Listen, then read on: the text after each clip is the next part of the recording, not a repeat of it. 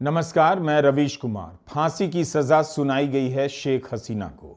बांग्लादेश की पूर्व प्रधानमंत्री हैं शेख हसीना। जिस कोर्ट में यह सजा सुनाई गई, वहां लोग तालियां बजाने लगे और नारे लगाने लगे।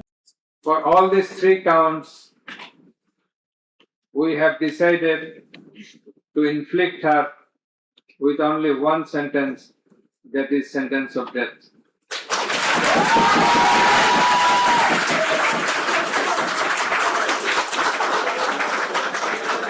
जिस समय सजा सुनाई जा रही थी, ढाका यूनिवर्सिटी में उसका सीधा प्रसारण किया गया। मिठाइयां बांटी गईं। फैसले से पहले एक दिन प्रदर्शन भी हुए कि शेख हसीना को कठोर से कठोर सजा दी जाए। 2-3 घंटे की सुनवाई चली और फैसले का पूरा प्रसारण बांग्लादेश टीवी पर किया गया। जिस कोर्ट ने शेख हसीना को फांसी की सजा दी है, उसका गठन 2010 में हसीना ने ही किया था।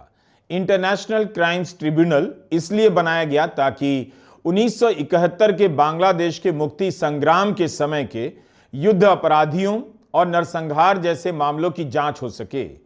अब इस कोर्ट ने शेख हसीना को ही फांसी की सजा सुनाई है। 5 अगस्त 2024 को भारत जाने के बाद इस ट्रिब्यूनल का फिर से गठन किया गया और 17 अक्टूबर 2024 को इस ट्रिब्यूनल ने शेख हसीना की गिरफ्तारी के आदेश जारी किए। पिछले साल दिसंबर में बांग्लादेश ने औपचारिक रूप से मांग की कि भारत शेख हसीना को सौंप दे। भारत ने तब कोई जवाब नहीं दिया। इस फैसले के बाद भारत पर दबाव बढ़ सकता है, लेकिन लगता नहीं कि भारत शेख हसीना को सौंपेगा। बांग्लादेश के इंटरनेशनल क्राइम ट्रिब्यूनल में हसीना के खिलाफ कई महीनों तक सुनवाई चली। अब जाकर फांसी की सजा सुनाई गई। उन पर अपने समर्थकों को उकसाने, दमन को रोकने में नाकामी और हत्या के आदेश के मामले ये सब चलाए गए। इस हॉल में उन परिवारों के लोग भी थे जिनके परिजन जुलाई 2024 के प्रदर्शनों में मारे गए। कोर्ट के बाहर हर तरह की पुलिस तैनात कर दी गई, सेना तैनात थी।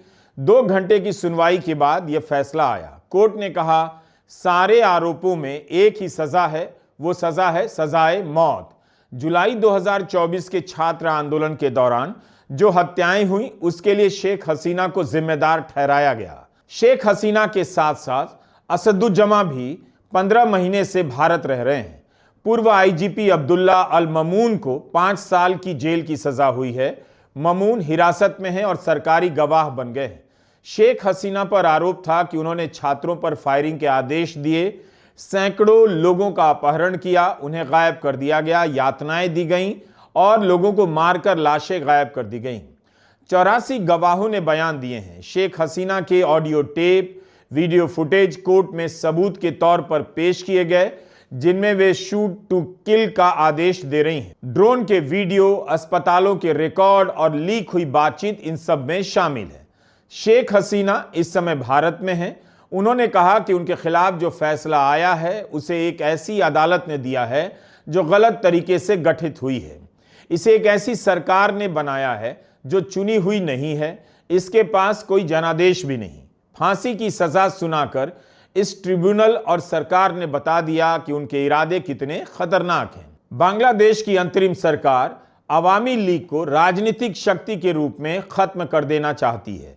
हसीना ने कहा कि वे उन आरोपों से इनकार करती हैं कि उन्होंने मानवाधिकार का हनन किया। इस फैसले से पहले शेख हसीना की पार्टी बांग्लादेश अवामी लीग ने लॉकडाउन का आह्वान भी किया। कहीं भी हिंसा होने पर गोली मारने के आदेश भी हैं। शहरों में प्रदर्शन की खबरें कम हैं। अवामी लीग का कहना है कि अगस्त 2024 से पहले बांग्लादेश तरक्की की राह पर था, दुनिया की 40 टॉप इकोनॉमी में शामिल होने वाला था। गरीबों, विधवाओं, बुजुर्गों का समर्थन मिल रहा था सरकार को, उनके लिए घर बन रहे थे, हेल्थ पर काम हो रहा था, देश में शांति थी, आतंकवाद का खात्मा हो रहा था। बांग्लादेश सफलता की कहानी गढ़ रहा था, लेकिन उसके साथ छल किया गया। गाने गाते हुए पुराने गिद्ध आ गए, झूठे ख्वाब दिखाए गए और देश को धोखा दिया गया। आम लोगों को पता नहीं चला कि वे सड़कों पर किसके साथ खड़े हैं। अवामी लीग का कहना है कि 15 महीने के बाद अब लोगों को दिखने लगा है कि नोबेल पुरस्कार के पीछे एक जहरीला सांप है। उसके साथ वही ताकतें खड़ी हैं जिन्होंने 1971 में बांग्लादेश का विरोध किया। यह सब अवामी लीग ने ट्विटर पर लिखा है। बांग्लादेश की अंतरिम सरकार के मुखिया मोहम्मद यूनुस के आने के बाद भारत और बांग्लादेश के संबंध खराब ही हुए हैं। इस फैसले के बाद और खराब होंगे। भारत में शेख हसीना के मुद्दे पर सारा विपक्ष सरकार के साथ है। भारत भी शेख हसीना को वापस करने के दबाव में लगता नहीं आएगा। इस वजह से बांग्लादेश में भारत के खिलाफ भावनाएं भड़क गई हैं, वहां काफी नाराजगी भी है और इसका फायदा पाकिस्तान उठाने का प्रयास भी कर रहा है। पाकिस्तान और बांग्लादेश के बीच अफसरों और राजनयिकों के आने जाने के लिए एक करार हुआ है, जिसके तहत अब वीजा की जरूरत नहीं होगी। तो अब पता नहीं चलेगा कि पाकिस्तान से बांग्लादेश कौन आ रहा है, बांग्लादेश से पाकिस्तान कौन जा रहा है। पाकिस्तान की धमक बांग्लादेश में बढ़ती जा रही है, ऐसी खबरें आती रही हैं। भारत के लिए यह सब चिंता की बातें तो हैं, मगर भारत इसके बाद भी शेख हसीना का साथ नहीं छोड़ सकता। क्या भारत हसीना को फांसी के फंदे पर पहुंचने के लिए सौंप देगा?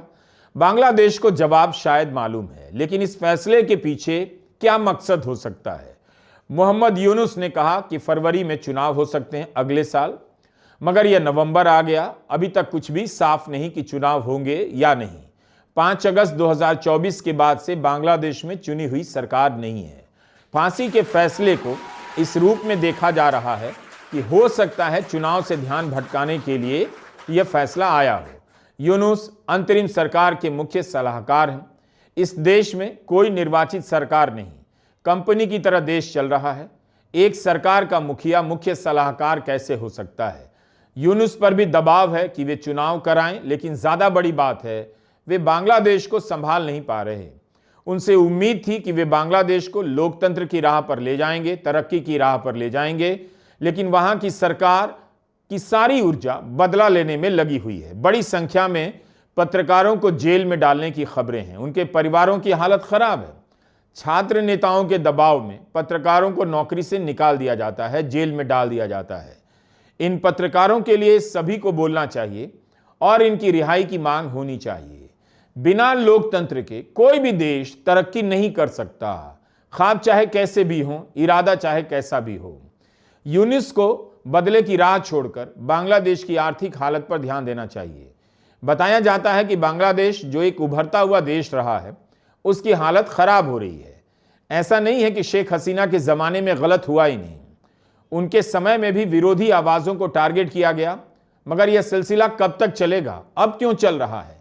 इससे किसी देश और समाज का भला हो ही नहीं सकता। अगर शेख हसीना के समय उनकी सरकार की आलोचना नहीं हो सकती थी, विरोधियों को जेल में डाल दिया जाता था, तो क्या अब यह सब बंद हो गया है? क्या वहां का मीडिया यूनुस पर सवाल उठा सकता है, भ्रष्टाचार पर खबरें लिख सकता है? हसीना के समय भी भ्रष्टाचार काफी बढ़ गया था, तो क्या अब भ्रष्टाचार कम हो गया है? यूनुस के दौर में भी भ्रष्टाचार की खबरें आ रही हैं। शेख हसीना के समय एक बड़ी गलती हुई जिससे सभी को सबक लेना चाहिए। उन्होंने 500 मॉडल मस्जिदें बनाई, कट्टरपंथी ताकतों को बढ़ावा दिया, अपनी तरह के जो अपने पाले की ताकतें थीं। वहां के एक मंत्री ने किसी पत्रकार से कहा कि इसकी जगह 500 कल्चरल सेंटर बनाए जाते तो ज्यादा भला होता। बांग्लादेश मजहब के आधार पर नहीं बना, पाकिस्तान से अलग हुआ भाषा के आधार पर, और भाषा का संबंध संस्कृति से होता है। लेकिन हसीना ने भी अपनी पाले के कट्टरपंथी ताकतों को बढ़ावा दिया। हिफाजत इस्लाम कभी हसीना का समर्थक था, अब उन्हीं के खून का प्यासा बताया जाता है। दिल्ली में हसीना ने पत्रकारों को इंटरव्यू दिया तो बांग्लादेश के विदेश मंत्रालय ने ढाका में भारत के डिप्टी चीफ ऑफ मिशन को समन भेज दिया और मीडिया के एक्सेस पर रोक लगाने की मांग की। कुछ ही दिन पहले शेख हसीना ने भारतीय मीडिया से बातचीत की। इससे पहले उन्होंने फ्रांस और ब्रिटेन के पत्रकारों से बात की, मगर उन देशों के सामने किसी प्रकार की आपत्ति नहीं रखी गई। तो भारत से संबंध खराब होंगे, मगर भारत उस इतिहास को कैसे पलटने दे सकता है जिस पर आज भी गर्व करता है। फांसी का जो फैसला आया है, पहले से इसकी उम्मीद की जा रही थी कि यही होगा, लेकिन बांग्लादेश जो नई राह पर चल रहा था, तरक्की के रास्ते पर दौड़ रहा था, अब फिसलता जा रहा है। तो वहां के युवाओं को, वहां के लोगों को समझना चाहिए कि इस बदलाव से क्या वे सब मकसद पूरे हो रहे हैं, क्या यह सब बांग्लादेश के लिए अच्छा है। कट्टरपंथ की राह पर जाना भारत के लिए भी अच्छा नहीं, किसी भी देश के लिए अच्छा नहीं। दो पड़ोसी देशों का संबंध एक दूसरे को विकास की राह पर चलने का मौका दे रहा था। यह सब भारत को भी सोचना चाहिए, बांग्लादेश को भी सोचना चाहिए। नमस्कार, मैं रवीश कुमार।